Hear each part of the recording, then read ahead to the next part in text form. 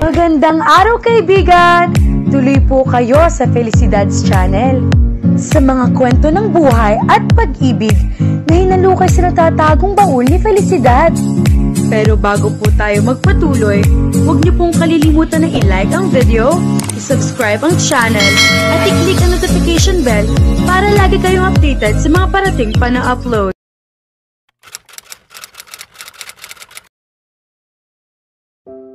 Ako si Crystal Garcia, 19 na taong gulang ako at nag-aaral sa Holy Cross College sa Quezon City. Part-time akong assistant ng isang kilalang designer upang matustusan ang aking mga gastusin. Bakit ganoon? Kasi pinalayas ako ng tinatawag kong ama at ng bago niyang asawa noong ako'y 9 na taong gulang pa lamang. Tungkol sa tunay kong ina, namatay siya sa aksidenteng sasakyan noong ako'y 6. Napakabait at maalaga niya sa akin, hindi lamang maamo kundi isang napakatapang na babae. Miss na miss ko siya. Tungkol naman sa ama ko, hindi siya maaaring tawaging perpekto. Nag-asawa siya sa babaeng iyon 1 buwan lamang matapos mamatay ang nanay ko, malinaw na hindi niya minahal at nirerespetuhan ang aking ina. Si Catherine, ang asawa niya, ay may napakahirap na ugali. Halata ang pagkamuhi niya sa akin at madalas niyang sinasabi sa tatay ko ang mga katangtahanan tungkol sa akin. Sinasabing ako'y bastos, walang respeto, at iba pa. Nang ako'y 9, pinalayas nila ako mula sa tahanan dahil kagustuhan ni Catherine na wala na ako roon. Pagkatapos noon, tumira ako sa bahay ng lola ko, ang ina ng aking ina, na siya ring nagalaga at humubog sa akin. Sa kasamaang palad, pumanaw din siya 2 taon na ang nakalipas dahil sa cardiac arrest. Kaya ngayon mag-isa na lang talaga ako sa mundong ito. Malungkot, hindi ba? Sapat na ang pagpapakilala. Late na ako sa trabaho. 3 beses na akong tinawagan ni Mrs. Andera Heard sa loob ng 1 oras. Hinihingi niyang makarating agad ako sa isang marangyang wedding hall upang tulungan siya sa mga gown. Kahit day off ko ngayon dahil tinanggihan ng bride ang gown na idinisenyo ng boss ko sa mismong araw ng kasal, kailangan kong magtrabaho. May 3 wedding gown akong dala na kailangang ibigay kay Mrs. Andera dahil wala siyang sapat na oras, bahagi ng buhay na abala. Pagdating ko sa lugar, bumaba ako sa taxi na may daladalang mga bag at binayaran ang trooper. Inangat ko ang ulo upang humanga sa malaki at magarbong gusali sa harap ko, dito gaganapin ang kasal. Swerte ng bride na iyon. Makaraan ng ilang sandali ng paghanga, pumasok ako sa napakalaking gusali. Ang pasukan ay napakaganda at naisip kong iyon pa lang, napakarangyanan ng loob. Nang pumasok ako, napakamangha ko, tila langit. Ang lahat ay napakaganda at napakamahal, ang mga tao ay nakaayos na parang mga modelo at manika. Parang panaginip. Habang nahuhumaling ako, tumunog ulit ang telepono ko, boss ko. Inilabas ko ang telepono at sinagot. Huminga ako ng malalim. Hell, di natuloy ang kanyang pagbati at sumagot na agad ang tao sa kabilang linya. Saan ka na? Bilisan mo. 1 oras na lang at umpisahan na ang kasal. Wala na kaming oras, wika niya na halatang nag-aalala. Nasa loob na ako ng gusali. Saan ako pupunta? Tanong ko ng kalmado, ayaw kong mawala ang trabaho. Bakit hindi mo sinabi agad? Tiningnan niya. Pasensya na, Miss Heard, paumanhin kong sinabi ng may bahagyang pag-ikot ng mata. Bahala na. Pumunta ka sa room number 678 at ibigay ang lahat ng bag sa bride. Madison Ayala ang pangalan niya. Tingnan mo kung alin ang gusto niya, sagot niya ng may inis. Ngunit ikaw naman ang designer. Dapat ikaw ang maghaharap ng mga gown. Bakit ako? Tanong ko. Alam ko. Ngunit si Madison ay napakahirap pakisamahan, napaka-self-obsessed at laging nagrereklamo. Ayokong makita ang mukha niya. Ikaw na lang ang pumunta. Tapos na ang usapan at gawin mo ang trabaho, at pinutol niya ang tawag. Ayos. Boss ko mismo ay mahigpit, ngunit siya pa ang nagrereklamo tungkol sa iba. Nakakatawa. Ngunit kung ang bride ay talagang kasing mahigpit ng sinabi ng boss ko, paano ko siya haharapin? Humingi ako ng tulong sa Diyos sa sariling munting panalangin. Nagpatuloy ako sa receptionist, tinanong ang elevator, at dali-dali akong umakyat. Nakita ko ang silid at kumatok ng mahinahon. Walang sagot sa una, kaya kumatok ako ng mas malakas. Ilang sandali matapos ay bumukas ang pinto at isang matangkad, magandang babae ang lumabas na may model-like na pangangatawan at shoulder-length na blonde na buhok. Ano kailangan mo? Tanong niya nang halata ang pagkairita. Tama ang boss ko, tila mas mahigpit at mataas ang tingin sa iba. Magandang araw, miss. Ako si Crystal Garcia, assistant ni Mrs. Andera Hurt. Narito ako para sa wedding gown ninyo, bati ko ng may ngiti, umaasang babalikan niya iyon ng ngiti, ngunit hindi. Sa halip ng umiti, tumingin siya sa akin nang may paghamak na para bang ako'y nagambag ng abala. Saan siya? Tanong niya ng matulis. Busy siya, sagot ko ng banayad. Nagkibit balikat siya at pinapasok ako. Narito ang 3 wedding gown para sa inyo, miss, sabi ko habang inilalapag sa kama ang mga bag. Sa halip na magpasalamat, tumingin lamang siya sa akin ng malamig. Ano ba ang nagawa ko? Natigil ang kanyang paningin nang tumunog ang telepono niya. Tumingin siya sa caller ID at naging maseryoso. Ano, ang unang nasambit niya nang sagutin ang tawag, hindi man lang niya sinabing hello. Hindi ako makakarating ngayon. Kasal ko ito, sagot niya ng mariin. Hindi mo pwedeng gawin yan. Huwag kang umalis ng ganyan, mariin niyang pahayag na may malakas na emosyon. Pupunta ako mamaya pero hindi ngayon, bahagyang humupa ang tono niya. 1 oras na lang, hindi ako maaaring umalis, sagot ng kaunting pag-aatubili.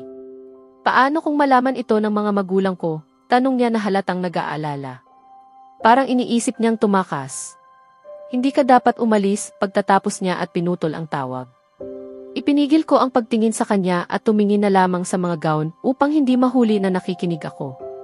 Ilang sandali ng katahimikan, ngunit ramdam ko ang matinding titig niya sa aking likuran. Pakinggan mo, tawag niya at naglingon ako. Tinitigan niya ako mula ulo hanggang paa at tumingin ng matalas sa aking mga mata. Magsuot ka ng isa sa mga gown na iyon, itinuturo niya ang mga gown at magpanggap kang ako hanggang sa magsimula ang mga ritual ng kasal. Iniutos niya ng walang pag-aalinlangan. Paano po? Tanong ko na umaasang biro lamang iyon. Ngunit seryoso ang tindig niya at nakatipi ang mga braso. Gawin mo ang sinasabi ko. Babayaran kita ng higit pa sa nakasanayan mo, wika niya ng may diin. Pasensya na po, ngunit hindi ko magawang magpanggap, sagot ko at may pag-aatubili. Kung hindi mo susundin ang aking utos, gagawin kong mahirap para sa iyo ang iyong buhay. Isiping maaresto ka ng wala namang kasalanan, paano iyon makakaapekto sa kinabukasan mo? Mahihirapan kang makakuha ng trabaho sa mga mabubuting kumpanya. Maaaring mawalan ka ng pagkakataon sa trabaho at maging kawalan ng tirahan sa katagalan, pahayag niya habang nakangisi at halatang ginagamit ang impluensya ng kanyang pamilya. Hindi ninyo iyon magagawa, mariin kong tugon, namamaga ang mga mata sa pangamba. Subukan mo, hamon niya, at alam kong hindi niya ito sinasabi ng biro, anak siya ng kilalang negosyanteng si Richard Ayala, malaki ang kanilang impluensya. Bagaman hindi ako madaling natatakot, ayaw kong masira ang aking kinabukasan. Tumitig ako ng matagal. Nakatalikod na siya at mukhang determinado. Makipagpanggap ka na muna bilang ako. Bababalik ako bago magsimula ang kasal, naintindihan mo? At inabot niya sa akin ang isang bag na kusang pinili niya. Kinuha niya ang pitaka at telepono at bumaba ng silid, tumigil siya sandali sa doorway. Magpanggap kang ako sandali. Huwag mong sabihin sa kahit sino, ang huling babala niya bago tuluyang umalis. Huminga ako ng malalim at tiningnan ang bag sa kamay ko. Napakahirap ng sitwasyon. Saan na ba ako napadpad? Hindi ko kailanman naisip sa buong buhay ko na gugustuhin kong saktan ang isang tao. Ngunit ngayon, pakiramdam ko'y gusto kong sakalin si Madison. At pati ang aking boss. Dahil sa kanila, ako'y naipit sa kaguluhang ito. Nagsusuot ng isang magarang puting gown na off-shoulder, ako'y paikot-ikot sa loob ng silid habang hinihintay ang busit na Reyna Madison.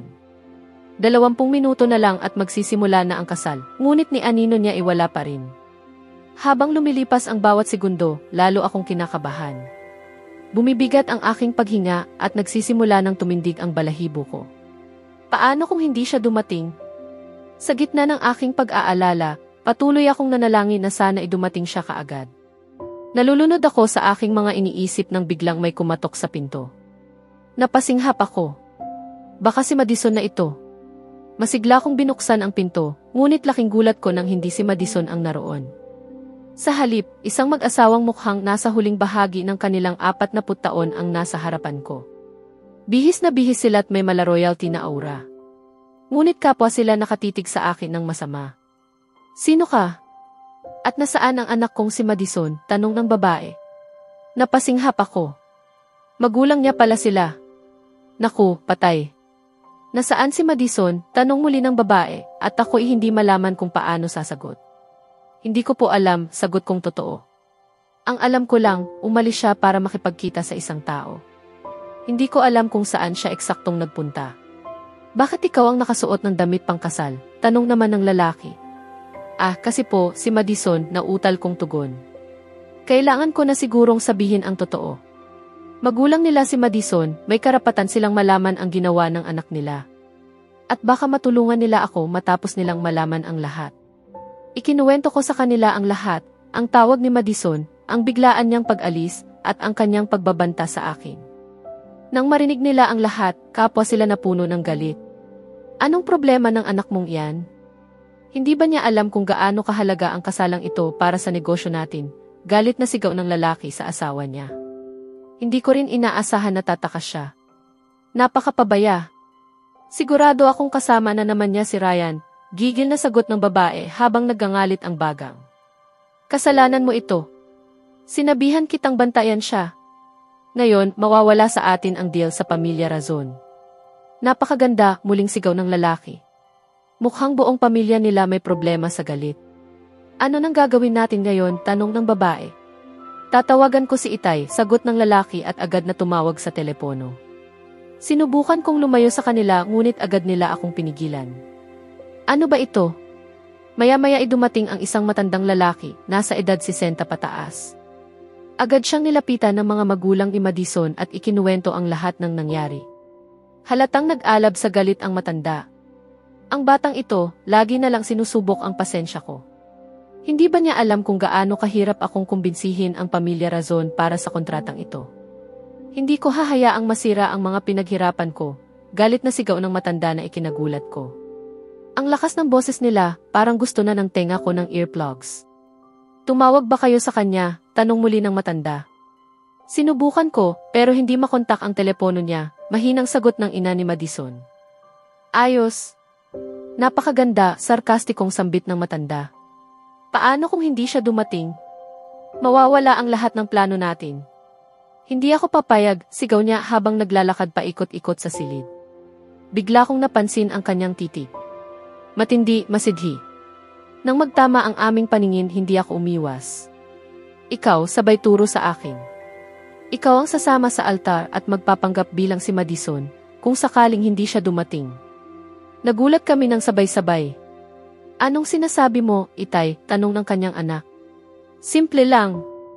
Pupunta siya sa altar, magpapanggap na si Madison, walang makakahalata. Kapag dumating si Madison, sasaluhin niya ang palabas. Lutas ang problema, sabi ng matanda habang nakangiti ng may pagkadiaboliko. Baliw na talaga ang matandang ito.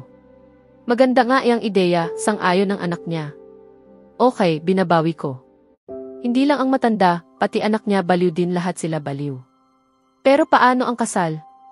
Si Madison ang dapat ikasal kay Dante, hindi siya, sabat ng ina habang tinititigan ako ng masama. Nasaan nga ba si Madison? Tawagan mo siya. 5 minuto na lang, ito na lang ang tanging paraan, sagot ng asawa niya. Ikaw, takpan mo ang mukha mo ng belo at gawin mo ang ipinapagawa namin, utos na matanda habang papalapit sa akin. Ngunit imbes na umatras, tumayo ako ng matuwid at buong tapang na sinabi. Hindi ko iyan gagawin. Sapat na ang perwisyong inabot ko dahil sa anak niyong si Madison. Hindi ko na ulitin ang pagkakamaling iyon. Wala kang pagpipilian. Gagawin mo ang inuutos namin, naiintindihan mo, sigaw niya habang papalapit palalo. Hindi ko gagawin, sagot ko habang tinungo ang pinto. Ngunit bigla niyang hinawakan ang aking pulso ng mahigpit. Gagawin mo to, madiing sambit niya. Bigla niyang kinabig ang buhok ko at sabay dikit ng malamig na bakal sa aking noo. Isang baril. Napakapit ako sa hangin. Halos hindi ako makagalaw. Ngayon, sumunod ka na lang sa amin. Kung ayaw mo, dito ka na matatapos, malamig niyang sinabi. Nanginig ako sa takot. Diyos ko, ito na yata ang pinakamasamang araw sa buong buhay ko. Napuno ng luha ang aking mga mata. Ayokong mamatay. Pero ayokong gawin ito. Diyos ko, tulungan mo ako. Punasan mo ang luha mo at takpan mo ang mukha mo ng belo. Huwag mo sayangin ang oras, utos ng matanda. Sana masaksak ko siya. Pinunasan ko ang aking luha gamit ang panyo at isinuot ang belo. Hinila nila ako palabas ng silid papunta sa lugar ng kasalan. Hindi pwedeng mangyari ito. Hindi ako pwedeng mapilitang pakasalan ang isang estranghero. Kailangan kong gumawa ng paraan. Huwag kang gagawa ng kalokohan. Gawin mo lang ang ipinag-uutos namin, bulong ng matanda habang binibitbit ako palapit sa altar. Pagtingin ko sa harapan, napahinto ang paghinga ko. Isang Diyos ng kagwapuhan ang nakatayo sa altar. Imposibleng tinakasan ni Madison ang kasalang ito. Siguradong wala siya sa katinuan. Isa siyang maswerteng babae. Si Dante. Matangkad. Gwapo.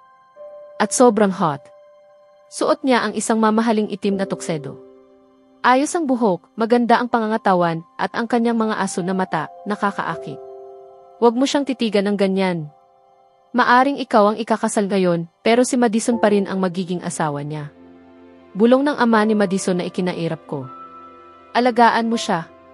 Sabi niya kay Dante nang magharap kami. Siyempre, sagot ni Dante. Ang boses niya maganda. Malalim at paos ang kanyang tinig. Ngayon ay nasa entablado na ako, nakatayo sa tabi ni Dante, na sa totoo lang ay halatang walang anumang interes sa kasalang ito. Luminga ako sa paligid at napansin kong kakaunti lamang ang mga taong naroroon sa bulwagan. Mukhang pinili nilang magkaroon ng isang tahimik at pribadong seremonya. Sa susunod na kabanata, malalagay si Crystal sa mas delikadong sitwasyon habang sinusubukang itago ang kanyang tunay na pagkakakilanlan sa kasal. Ngunit hindi niya inaasahan na ang lalaking mapipilitan niyang pakasalan, si Dante, ay magsisimulang maghinala na hindi siya ang tunay na Madison. Kaya abangan natin,